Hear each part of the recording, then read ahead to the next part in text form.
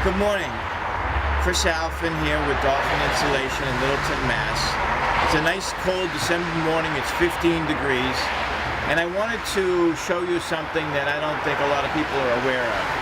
When you insulate a house, well, there's another benefit to being nice and warm and cozy. But there's a sound benefit. The sound goes away. And I don't think a lot of people are aware of this. So I'm out here, I'm letting you listen to some of the traffic. We're on a main road.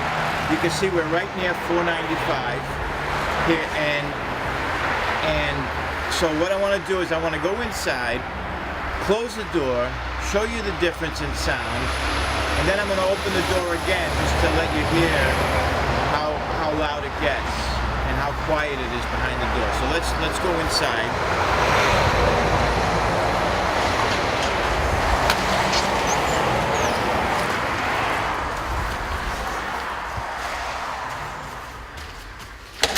Okay, it's very warm in here. So I'm being quiet on purpose so you can hear the difference from what we heard outside. Now just to remind you of what that noise is like and what we don't hear in here, I'm going to open this door.